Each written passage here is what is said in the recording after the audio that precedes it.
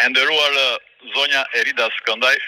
kryetare e Komitetit të Helsinkit të Shqipërisë, të nderuar antar të Komitetit të Helsinkit, jam i detyruar për arsye se sot në mënyrë tërësisht absurde mu pengua që këtë letër drejtuar kryetares së Komitetit të Helsinkit të Shqipërisë, zonjës Skëndaj, t'ja përcjellja me firmën time përmes shërbimeve të IEVP-s Jordan Misja pranë drejtuesve të Partisë Lirisë që prisnin për orë të tëra për jashta, meqense kjo u pamundësua, atëherë jam i detyruar që ta bëj publike për të gjithë. E nderuar zonja Erida Skëndaj, në radhë të parë ju falenderoj që pas 18 muajsh dërguat përfaqësuesin tuaj, zotin Zylftar Bregu, të Komitetit të Helsinkit, të më vizitonte në qelin time këtu te IEVP Jordan Misja. Së dyti ju falenderoj se vetëm pas konstatimit nga ana e përfaqësuesit tuaj se në tualetin e kësaj qelie nuk kishte drita, menjëherë erdhën elektricistët dhe i vendosën, pasi këtë punë nuk i lejonin ta bënin që nga 23 tetori 2024, kur unë u bëra banor i EVP-s që mban një emër heroj si Jordan Misja. Sigurisht që kjo është një neglizhencë në thonjza e vogël, të cilën unë se kam ngritur kur publikisht, pasi këto sjellje ordinare s'ma bisin e shqetësojnë. Por as përfaqësuesi juaj nuk do ta besonte po ta thoja publikisht pa e parë me sytë e tij. Mistresullëqe të tilla ka dhe shumë të tjera që përfaqësuesi juaj mund t'u afrot juve, siç është edhe çpimi i bidonave plastik për 20 litrash për të më cënuar sadopak mua ushtrimet fizike në qeli, meqense këtu nuk ka palestër. Ajo që më shqetësoi më shumë nga takimi me përfaqësuesin tuaj ishte se përgjegjësi i policisë i kishte thënë se edhe unë bëj aerosje 2 herë në ditë si gjithë të tjerët. Unë i kërkova ballafaqim përfaqësuesit tuaj me këtë përgjegjës policie, emrin e të cilit ai nuk e dinte ose nuk ma tha. Po kështu jam i hapur në çdo kohë në praninë tuaj apo të përfaqësuesve të Komitetit të Helsinkit që të ballafaqohem me këtë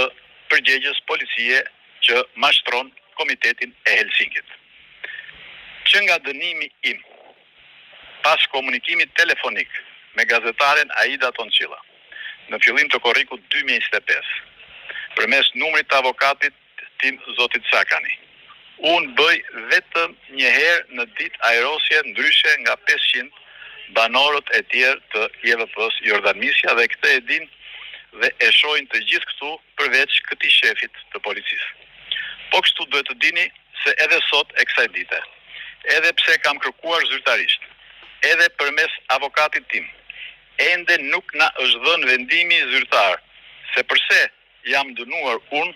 nga Komisioni Disiplinor i IEVP-s Jordan Misja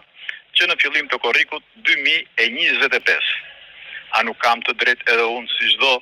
qytetar që të njihem me bazën ligjore dhe arsyet e këtij vendim dënimi? Po kështu, pse të mohohet e drejta edhe mua si çdo qytetari tjetër për t'u ankuar? Akoma më e rëndë është përgjigja për ju e drejtorit të përgjithshëm të burgjeve që vlerëson se çfarë duhet të them unë në media kur pyetem, apo se nuk duhet të flas për çështjen penale kundër meje, pasi kjo mund të shqetësojë prokurorët. Pra, të tjerët kanë të drejtë të shpërndajnë gënjeshtra media se Gjoja ka ndalë fakte të reja nga hetimi kundër Metës, se Gjoja Meta ka përdorur karta amerikane, ndërsa unë nuk pas kam të drejtë të them të gjithë shqiptarëve se jo karta amerikane dhe europiane,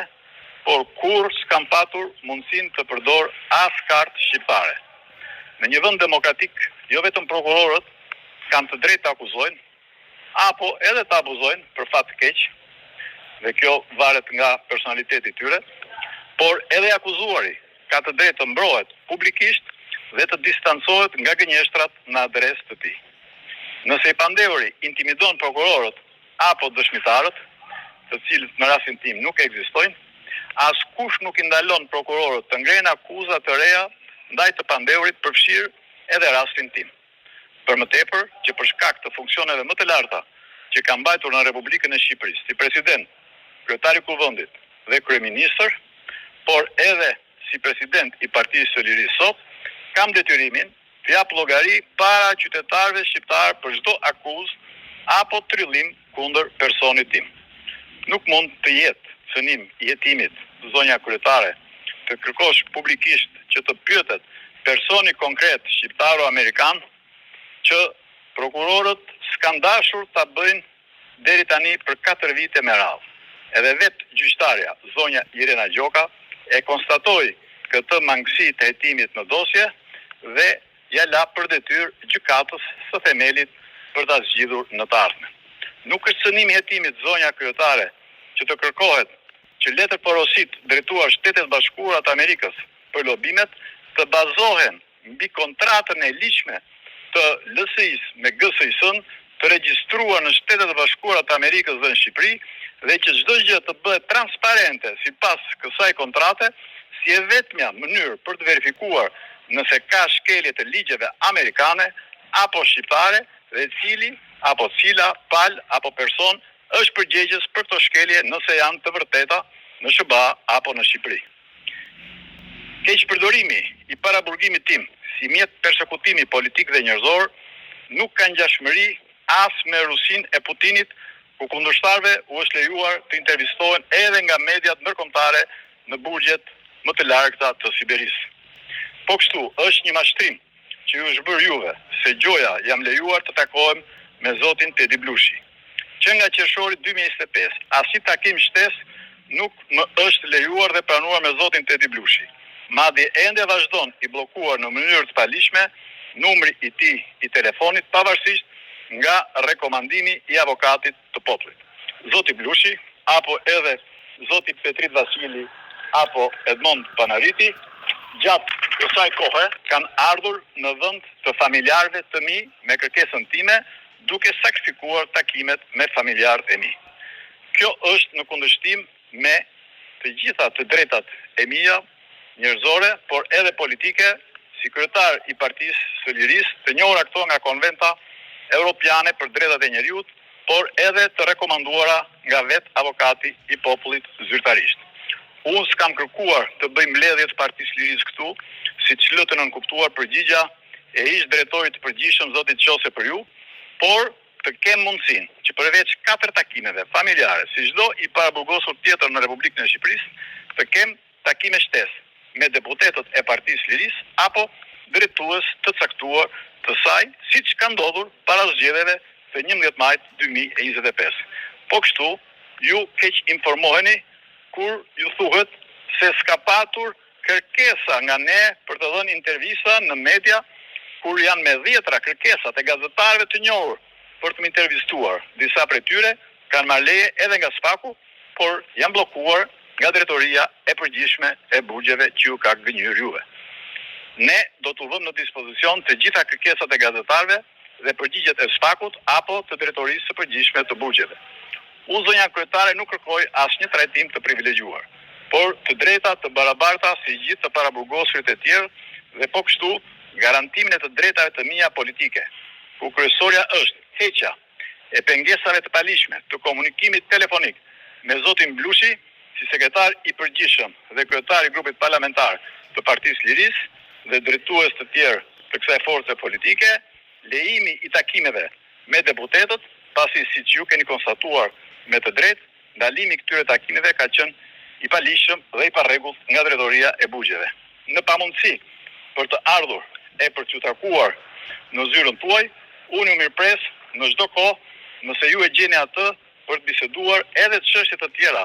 që kanë të bëjnë jo vetëm me standardet e paraburgimit, por edhe të vetë gardianëve dhe të punonjësve të burgjeve, që janë edhe më të vështira. Të mos harrojmë se nuk ka vetëm të paraburgosur, të cilët fatkeqësisht janë të shumë që kanë humbur jetën për arsye shëndetësore, apo që kanë vrarë veten, po për fat të keq kemi patur edhe raste të gardianëve që kanë bërë vetvrasje. Edhe një herë duke ju falenderuar për dërgimin e përfaqësuesit tuaj të Komitetit të Helsinkit në qelinë time dhe duke shpresuar në mirëkuptimin tuaj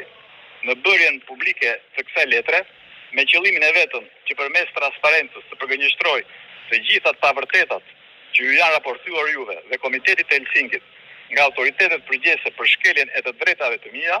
njerëzore dhe politike, të cilat mi garanton Kushtetuta e Republikës Shqipërisë dhe Konventa Europiane e të Drejtave të Njerëzit, ju shpreh konsideratën më të lartë për ju dhe për Komitetin Shqiptar të Helsinkit.